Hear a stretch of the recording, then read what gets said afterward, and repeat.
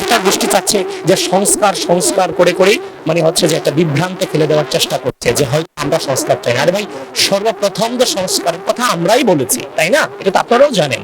কিন্তু সংস্কারের পাশাপাশি আমাদের কিন্তু জীবনযাত্রার মান উন্নয়নও করা লাগবে সাধারণ মানুষদের। সাধারণ মানুষের পর্যন্ত যে সাধারণ মানুষ সংস্কারের চেয়ে তার কাছে বেশি গুরুত্বপূর্ণ সে তিন বেলা খেতে পারে কিনা, তার জন্য তার জীবনযাত্রার মান উন্নয়নের জন্য সরকার কি পলিসিগুলো নিচ্ছে।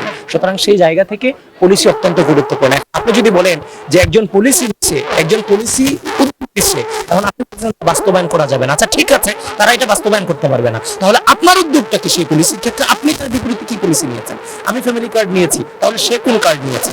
কৃষক কার্ড নিয়েছে, উনি কি পলিসি নিয়ে এসেছে? আমি স্বাস্থ্যের কথা বলেছি, উনি কি পলিসি নিয়ে এসেছে? আমি পরিবেশের কথা বলেছি, উনি কি পলিসি নিয়ে এসেছে? আমি শিক্ষা ব্যবস্থায় সংস্কারের কথা বলেছি, উনি শিক্ষা ব্যবস্থায় কি পলিসি নিয়ে এসেছে?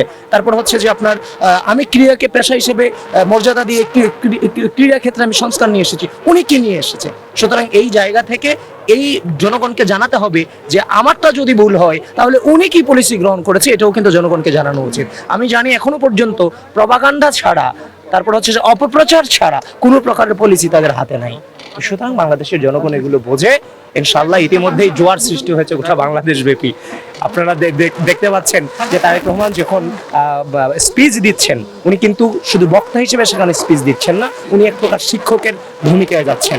কখনো হচ্ছে যে দিনমজুরকে ডেকে আনছেন, কখনো ভ্যান চালককে ডেকে আনছেন, কখনো শিক্ষককে ডেকে আনছেন, কখনো ইমাম সাহেবকে ডেকে আনছেন।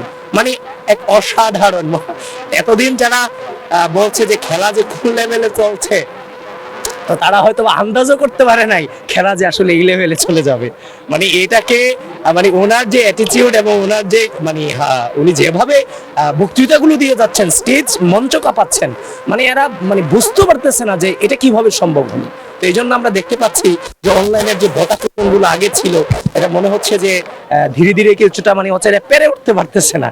তো এই হচ্ছে পরিস্থিতি আর কি। তো ইনশাল্লাহ আমরা এই পরিস্থিতি ওভারকাম করব এবং আমরা যে এই তরুণ হিসেবে এই বাংলাদেশে যে লেভেলের প্রাইম মিনিস্টার আমরা চেয়েছিলাম, যে লেভেলের নেতৃত্ব আমরা চেয়েছিলাম, একটা দীর্ঘ সময় পরে বাংলাদেশ একটা ঐতিহাসিক মোমেন্ট পেতে যাচ্ছে নির্বাচনের মধ্য দিয়ে, এবং বাংলা স্বাধীনতা পরবর্তী বাংলাদেশের ইতিহাসের সর্বকালের সর্বশ্রেষ্ঠ হয়তো এই বাংলাদেশের ক্ষেত্রে একজন প্রধানমন্ত্রী বাংলাদেশ পেতে যাচ্ছে, যেটা আমাদের সকলের জন্য গৌরবের।